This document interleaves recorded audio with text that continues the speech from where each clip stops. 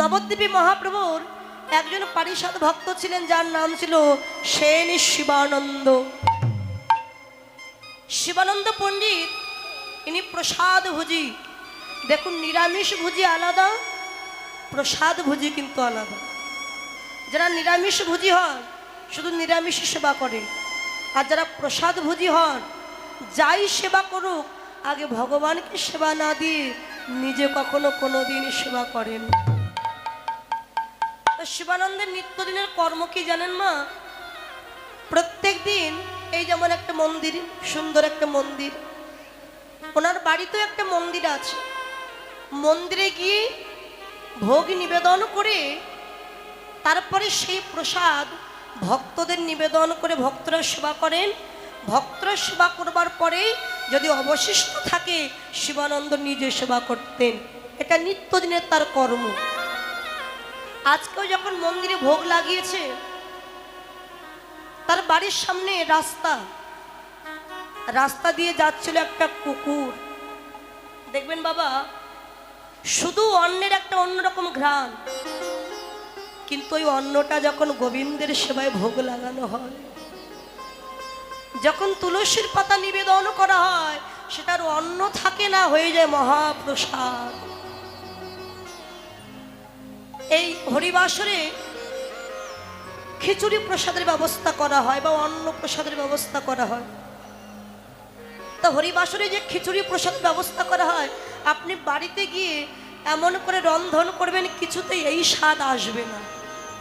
অনেকবার পরখ করে দেখেছি, এই হরিবাসরের স্বাদ কখনো বাড়িতে রন্ধন করলে আসে না। কেন না? যারা রন্ধন করছেন এই হরি নামের আওয়াজ, এই যে মাইকে আওয়াজ যাচ্ছে, হরি নামের ধ্বনি শ্রবণ করে শুদ্ধ মনে কৃষ্ণ নাম শ্রবণ করতে করতে প্রসাদ রন্ধন করে যখন তার উপরে তুলসীর পাতা দিয়ে গোবিন্দের সেবায় ভোগ লাগানো হলো, সেই প্রসাদের ঘ্রাণটাই পরিবর্তন হয়ে গেল। বাবা বাবা বাবা বল।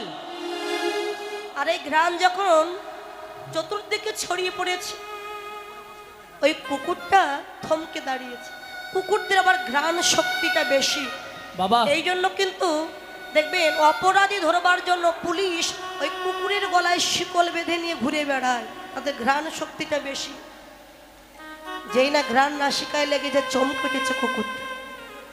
এতদিন কত কিছু সেবা করেছি, কিন্তু এমন সুগন্ধিযুক্ত খাবার এর আগে তো আমি কখনো কোনোদিন সেবা করিনি। কোথা থেকে আসছো এই ঘ্রাণ? আমি সেখানেই যাব। ঘ্রাণ শুকে শিবানন্দের বাড়ির উঠানে এসে দাঁড়িয়েছে। দেখলেন অনেক ভক্ত লাইন দিয়ে দাঁড়িয়ে আছেন ওই প্রসাদ পাওয়ার জন্য। কুকুরটা চিন্তা করলেন, আমি যদি এখানে অপেক্ষা করি কিছুক্ষণ, ওই প্রসাদ হয়তো আমাকেও দেবে। ভক্তদের প্রসাদ দিচ্ছেন। প্রসাদ দিয়ে দেখলেন দূরে একটা কুকুর বসে আছে। শিবানন্দ কুকুরটার কাছে গিয়ে বলেন, কিরে, প্রসাদ পেয়েছিস? ও তোর মানুষ নয় যে হ্যাঁ কি না বলবে, চুপ করে আছে। প্রসাদ পাবি? আচ্ছা দাঁড়া, আমি প্রসাদ এনে দিচ্ছি। কলার পাতায় করে একটু প্রসাদ এনে তার সম্মুখে দিয়েছি। ওমা, যেই না ঘ্রাণ নাসিকায় আবার লেগেছে, ও আর শান্ত থাকতে পারলো না বাবা। আনন্দে আত্মহারা হয়ে ওই প্রসাদ সেবা করে মনে মনে চিন্তা করছে, আরে মনে হচ্ছে যেন অমৃত সেবা করলাম, আজ প্রাণটা আমার জুড়িয়ে গেল। সেবা করে চলে গেছে। পরদিন চিন্তা করছে, আজও যদি যাই, আজ ওই মহাপ্রসাদ আমি সেবা করতে পারবো। আজও গেলে কুকুরটা গিয়ে আজও দাঁড়িয়ে আছে। শিবানন্দ কুকুরটাকে দেখে আজও যত্ন করে তাকে সেবা দিয়েছে। একদিন যায়, দুদিন যায়, 3 দিন যায়। ওমা, মাসে কয়টা করে একাদশী গো মা? মাসে কয়টা করে একাদশী? দুইটা করে না।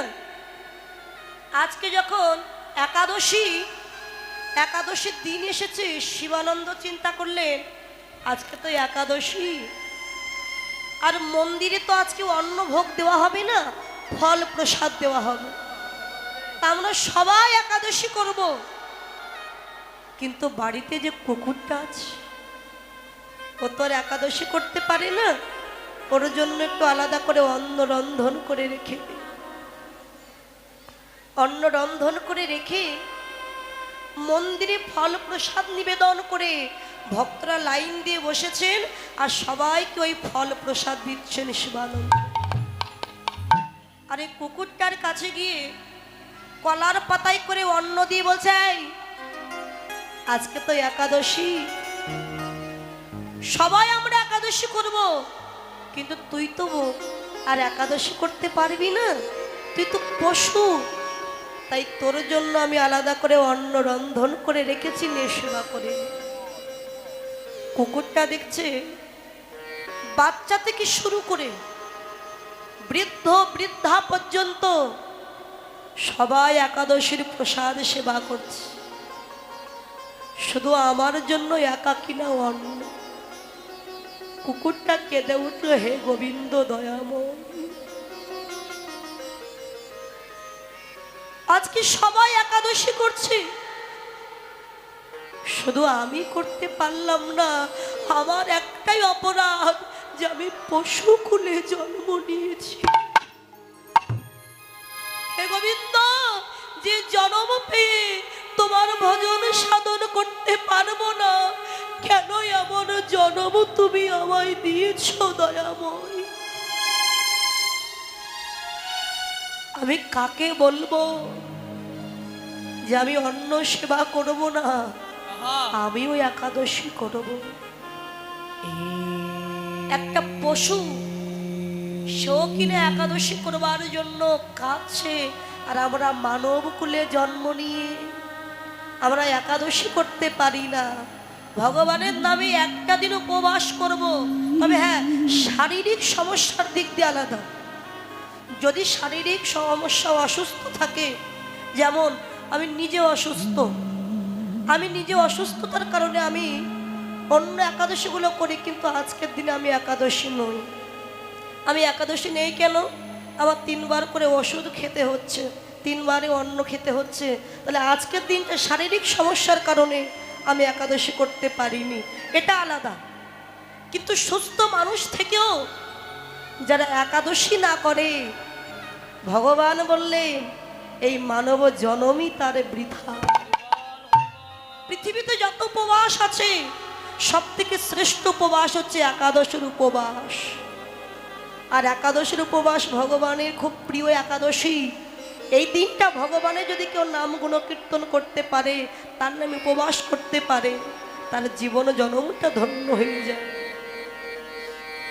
তো কুকুরটা বসে বসে কাঁদছে, "হে গোবিন্দ, আমি তোমার নামে একটু একাদশী করতে পারলাম না প্রভু।"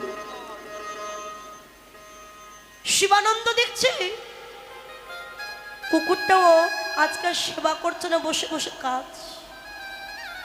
গিয়ে বলল, "কি রে, কাঁদছিস কেন? সেবা করে নে।" কিন্তু সেবা করছে না। মাথাটা নিচু করে বললেন, "কি রে, দিয়েছি সেবা কর।" সঙ্গে সঙ্গে কুকুরটা শিবানন্দের গলাটা জড়িয়ে ধরেছে, জড়িয়ে ধরে কাঁদছে, আর যেন বলতে চাইছে, "শিবানন্দ, আমিও একাদশী করতে চাই, আমি অন্য সেবা করব না, আমিও একাদশী করব।" কিন্তু তার কথা তো কেউ বুঝতে পারে না। এই, তুই কি একাদশী করবি? আচ্ছা দাঁড়া, আমি দেখছি। মন্দিরে গিয়ে দেখে মা একটি মাত্র ফল আছে, যেটা শিবানন্দ নিজের জন্য রেখে দিয়েছে। চিন্তা করলেন, আজ না হয় আমি একদিন না হয় উপবাস থেকেই যাব, আজকের এই ফলটা আমি ওই ভক্তকে দিই। এই কলার পাতায় যে পাশে অন্ন, এক পাশে ফলটা দিয়ে বলছে, ওরে এই নে সেবা কর, দেখি ও কোনটা সেবা করতে চায়। বাবা, কুকুরটা অন্ন বাদ দিয়ে ওই যে একটি মাত্র ফল, ওই ফলটা মনের আনন্দে সেবা করেছি। ও বুঝতে পেরেছি, তুই তাহলে একাদশী থাকবার জন্য কাঁদছিলি। ঠিক আছে, আমি যখন বুঝতেই পেরেছি সামনের একাদশীর দিন এলে তোকে অন্ন দেব না, তুইও একাদশী করিস। একাদশীর দিন এলে একাদশী করে, ভক্তরা যখন প্রসাদ পায়, যে এঠো প্রসাদ পড়ে থাকে, সে গিয়ে ওই এঠো প্রসাদ সেবা করে। কেননা ভগবান বললেন, আমি যখন সেবা করি সেটা শুধু প্রসাদ হয়, আর আমার ভক্তগণ যখন সেবা করে সেটা যে মহাপ্রসাদে পরিণত হয়ে যায়।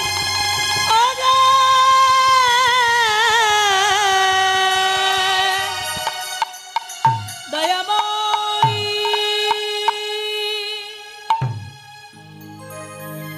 এমনি ভাবে কয়েক মাস কেটে গেল। আজকে শিবানন্দ পুরী ধামে যাবেন প্রভু জগন্নাথ দর্শন করতে, রাস্তায় বাহির হয়েছে। কুকুরটা বুঝতে পেরেছে, ও পশু হলে কি হবে বাবা, ও সব বুঝতে পারে, সব জানে। শিবানন্দের সামনে গিয়ে তার চরণ দুটি জড়িয়ে ধরেছে, এই পথ ছেড়ে দে, আমি যাচ্ছি পুরী ধামে জগন্নাথ দর্শন করতে। কিন্তু চরণ ছাড়ছে। এই তুইও কি যাবি? ঠিক আছে, যদি যাস তবে আমার পিছু পিছু চল। কুকুরটাও চলতে শুরু করেছে। নদীর ঘাটে গিয়ে দাঁড়িয়েছেন, মানে ওখানে আরো ভক্তগণ আসলে একত্রে সবাই মিলে নৌকায় উঠে পার হয়ে পুরী ধামে যাবেন। শিবানন্দের সাথে ওই কুকুরটাকে দেখে ভক্তগণ সবাই রেগে গেছে। ও শিবানন্দ, শিবানন্দ বলি তুমি যাবে, সঙ্গে কুকুর নিয়ে যাবে নাকি আবার? তখনকার সময় কুকুর বিড়ালকে স্পর্শ করে স্নান করতে হতো, খুব মেনে চল। দেখো, যদি ওকে নিয়ে যাও আমাদের সাথে তোমাকে নিয়ে যাব না, আর যদি ওকে রেখে যেতে পারো তবেই তুমি আমাদের সাথে চলো। শিবানন্দ তার দিকে তাকিয়ে দেখে সে অঝর ঝরায় কাঁদছে। শিবানন্দের বদন পানে তাকিয়ে দেখি শিবানন্দ কি বলে, ও যা বলবে আমি তাই করব, এই বলে অঝর ঝরাই ভেসে যাচ্ছে। শিবানন্দ চিন্তা করলেন, শুনেছি যুধিষ্ঠির মহারাজ যখন স্বর্গের পথে যাত্রা করেছিলেন, স্বয়ং যমরাজ, স্বয়ং ধর্মরাজ তিনি একটি কুকুর রূপ ধারণ করে তার সাথী হয়েছিলেন পরীক্ষা করবার জন্য। যখন স্বর্গে প্রবেশ করবেন তাকে বলা হয়েছিল, তুমি স্বর্গে যেতে পারবে, ওই কুকুরটাকে রেখে যেতে হবে। যুধিষ্ঠির মহারাজ তাকে রেখে স্বর্গে যেতে রাজি হয়নি। বলেছিলেন, আমরা 5 ভাই আর দ্রৌপদী এই স্বর্গের পথের উদ্দেশ্যে যাত্রা করেছিলাম। আমার 4 ভাই আমায় ছেড়ে চলে গেছে, আমাদের পত্নী আমায় ছেড়ে চলে গেছে, কিন্তু ওই কুকুরটা আমায় ছেড়ে যায়নি। আরে সেই কথা মনে পড়ে শিবানন্দ চিন্তা করলেন যে আমিও কেমন করে স্বার্থপরের মতো ওকে রেখে চলে যাব। ঠিক আছে ভাই, ওকে নিয়ে গেলে তোমাদের যদি ক্ষতি হয় তোমরা যাও, আমি আর যাব না। শিবানন্দ সামান্য একটা কুকুরের জন্য তুমি আমাদেরকে ত্যাগ করলে? বেশ, থাকো তোমার এই কুকুর নিয়ে, এই আমরা চললাম। সবাই চলে গেল। ভক্তের মনে আশা, হে জগন্নাথ তুমি তো জগতের নাথ, আমি কি যেতে পারবো না তোমার দর্শনে? বলো প্রভু, তুমি কি আমার মনের দুঃখ বুঝতে পারো না প্রভু? শিবানন্দ মাঝিকে ডেকে বললেন, মাঝি ভাই, ও মাঝি ভাই, আমাকে একটু পার করে দাও না গো। তা পার তো করবো, আর তোমার এই কুকুরটা কি করবে? দেখো ভাই, ওকে রেখে আমি না যেতে পারছি না। আর তুমি যদি ওকে তোমার নৌকায় করে পার করে দাও, আমি কথা দিচ্ছি, আজকে সারাদিন যত মানুষ তুমি পার করবে সবার অর্থ আমি তোমাকে দিয়ে দেব, শুধু ওকে একটু পার করে দাও। ঠিক আছে, সবার অর্থ যখন দেবে বলছো, পার করতে পারি, তবে একটা শর্ত আছে। কি শর্ত? না, ওপারে গিয়ে ওকে নামিয়ে দিয়ে তুমি জল দিয়ে আমার নৌকাটা ধৌত করে পরিষ্কার করে দেবে। ঠিক আছে, এটাও করে দেবে। ওপারে গিয়ে কুকুরটাকে নামিয়ে দিয়ে শিবানন্দ জল দিয়ে নৌকাটা ধৌত করে দিচ্ছে। আর কুকুরটা দেখছে আজকে আমার জন্য, শুধু আমার জন্য শিবানন্দের এত কষ্ট, এত দুঃখ, যার কাছে যাই অবহেলা করে, শুধু আমি আছি বলে। আমি না থাকলে তার আর কোনো দুঃখ হবে না, এই ভেবে মনের দুঃখে একা একাই সে চলে যাচ্ছে। মাঝি শিবানন্দকে ডেকে বললেন, শিবানন্দ, তুমি কার জন্য এত কষ্ট করছো? কেন? আরে দেখো দেখো, তুমি যার জন্য আমার নৌকাটা ধুয়ে দিচ্ছ, সেই পার হয়ে গিয়ে স্বার্থপরের মতো কেমন একা একা চলে যাচ্ছে দেখো। শিবানন্দ তাকে দেখে, সত্যি কুকুরটা চলে গেছে। মনে বড় দুঃখ পেলে, যার জন্য এত কষ্ট করলাম, আজ সেই কিনা আমায় ছেড়ে চলে গেল। বেশ, ও যাক, আমি আর ওর জন্য দুঃখ পাবো না।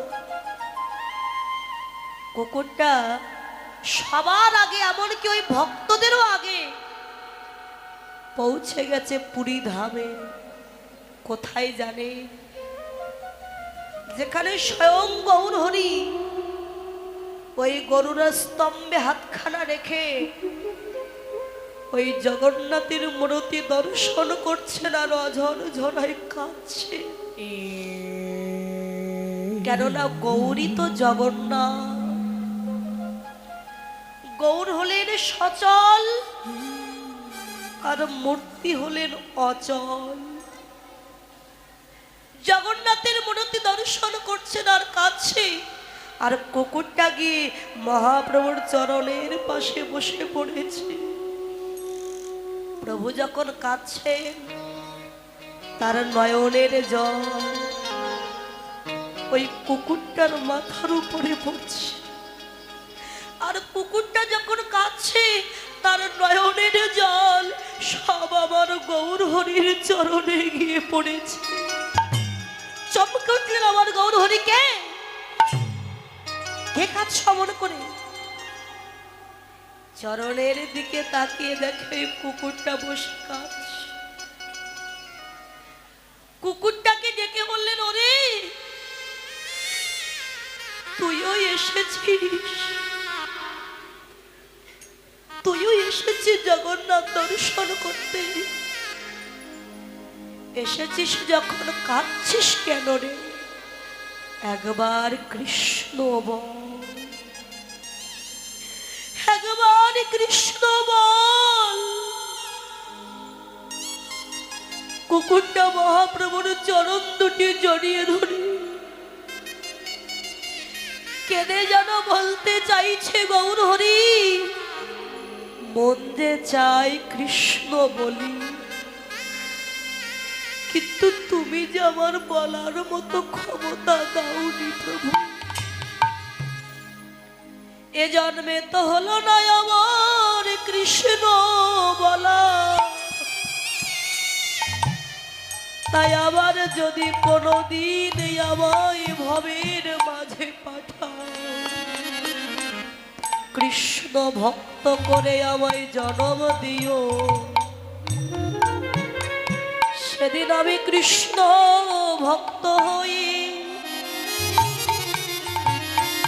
ওই সাধুগুরু বৈষ্ণবের বাজারে গিয়ে যেন ভক্তের চরণ দুটি হৃদয়ে ধরে যেন হা কৃষ্ণ বলে আমি কাঁদিতে পারি। যেন কৃষ্ণ হা দয়া বলে আমি তাই গৌর হরিব আমি কাঁদিতে পারি। যেন হা কৃষ্ণ কৃষ্ণ বলে আমি কাঁদিতে পারি। দুটি নয়ন জলে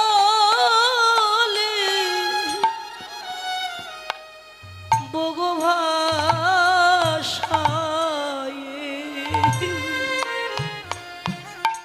হা কৃষ্ণ বলে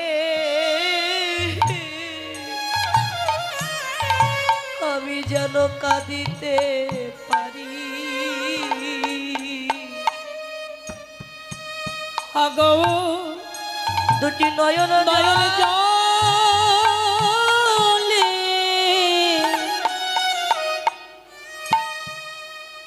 নয়ন জলে আমার বুকু ভাষায় বুক ভাষায়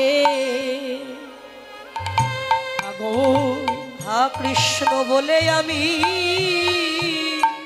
যেন কাঁদিতে পারি।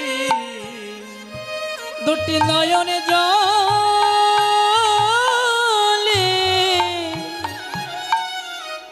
নয়নে জলে কৃষ্ণ হা বুকু ভাষায় হা আগো কৃষ্ণ বলে কাঁদিতে পারি। শুধু এ জন্মে নয় জন্মে জন্মে যেন হা কৃষ্ণ বলে আমি কাঁদিতে পারি। শুধু এ জন্মে নয় জন্মে জন্মে যেন হা কৃষ্ণ কৃষ্ণ বলে আমি কাঁদিতে পারি। সেদিন যেন কাঙাল বলে আমায় দিও না ফেলে,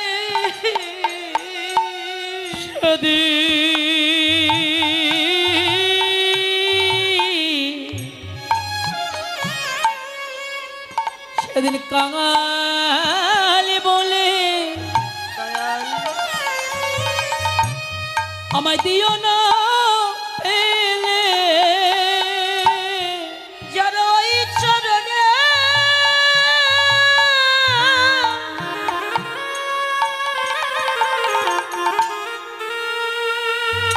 ওই চরণে আমার মতি থাকি, যেন কাঙাল বলে দিও না ফেলে, যেন আমি কাঙাল বলে দিও না পেলে। হে দয়াল যেন পরজন্মে আমি কৃষ্ণ বলতে পারি। ভক্তের মনোভাব বুঝতে পেরে মহাপ্রভু বললেন, ওরে পরজন্মে বলবি কেন, তুই এ জন্মেই কৃষ্ণ বলবি। কি করে প্রভু, আমার যে বলার মতো ক্ষমতা নয়। মহাপ্রভু দিয়েছেন মাথায় হাত। বলুন তো বাবা, মহাপ্রভুর হাত যদি কারোর মাথায় থাকে, তার অসাধ্য বলে কি আর কিছুই থাকে? মহাপ্রভুর কৃপায় কুকুরটা নিজের ডাক ভুলে গিয়ে হা কৃষ্ণ প্রাণ কৃষ্ণ বলে চিৎকার কৃষ্ণ করে- হরে কৃষ্ণ কৃষ্ণ কৃষ্ণ হরে হরে হরে রাম রাম রাম হরে হরে। যেই না কৃষ্ণ বলে চিৎকার করছে, এদিকে শিবানন্দ এসে দেখে যে আমার বাড়ির সেই কুকুরটা আজকে কৃষ্ণ বলে কাঁদছে। গৌর হরি, এ আমি কি দেখছি? একটা পশু, পশু কিনা বলে কৃষ্ণ। মহাপ্রভু বললেন, শিবানন্দ, কাকে পশু বলছো তুমি? ওকে তুমি পশু বলো না। ও শুধু পশু কুলেই জন্ম নিয়েছে, কিন্তু আচার আচরণ পশুর মতো নয়। যে তোমার বাড়িতে এতদিন থাকলো, যে প্রসাদ সেবা করলো, যে একাদশী করলো, তাকে তুমি পশু বলছো? তুমি কি জানো না শিবানন্দ, বৈষ্ণবের কোনো জাত হয় না। যিনি কৃষ্ণ ভজন করেন, তার একটি মাত্র পরিচয়, তিনি হলেন কৃষ্ণ চরণের দাস, তিনি একজন বৈষ্ণব। এটাই তার পরিচয়। তাই তুমি ওকে পশু বলে বড় ভুল করলে। শিবানন্দ গিয়ে কুকুরটার কাছে গিয়ে করজোড়ে দাঁড়িয়েছে, ভক্ত তুই আমায় ক্ষমা করে দে। ওরে তোর মতো ভক্তি যদি আমার থাকতো, আমার জীবন ও জন্মটাই ধন্য হয়ে যেত। দেখ তোর কত ভাগ্য, তুই সবার আগে প্রভুর দর্শন পেলি, আমি পেলাম না। তুই যে পরম ভক্ত, কেন আর দূরে দাঁড়ায় আছি? শুনেছি ভক্ত সঙ্গ করলে নাকি মানব জন্ম ধন্য হয়ে যায়। ভক্ত রে, একবারে আয় আয় ভক্ত, ভক্ত আমার হৃদয়ে আয়। ভক্তরে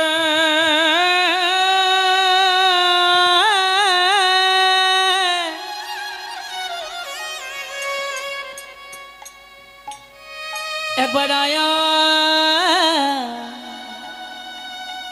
আই ভক্ত,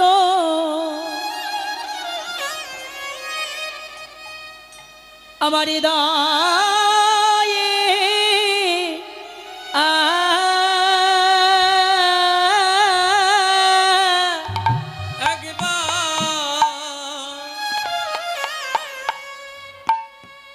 একবার আয়া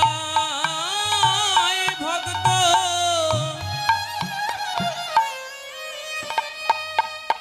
আমার হৃদয়ে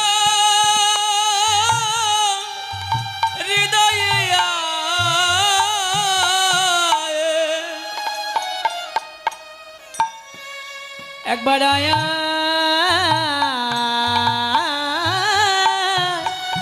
ভক্ত আমার হৃদয়ে আমার এমন ভাগ্য,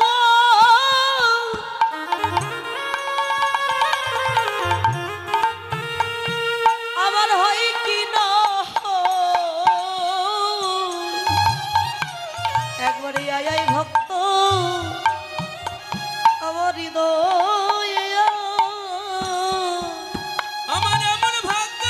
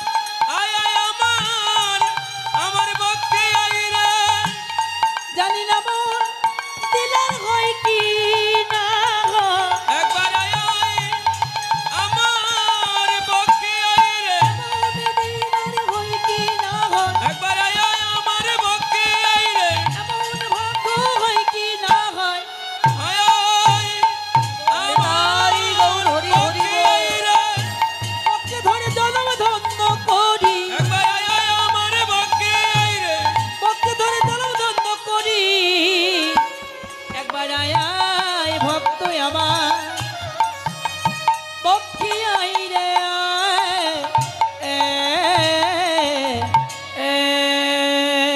তাই সেই ভক্তের ভগবান যখন ভক্তের মাথায় হাত দিলেন আর মহাপ্রভুর কৃপায় সেই ভক্ত আমার মহাপ্রভুর কৃপায় কুকুরটা স্বর্গে চলে গেলেন। তাই ভক্তির জোরে ভগবানের কৃপা পেয়ে হরিনামে উদ্ধার হলো। তা আমরা মানবকুলে জন্ম নিয়ে একবার তাকে চিনতে পারলাম না, জানতে পারলাম না।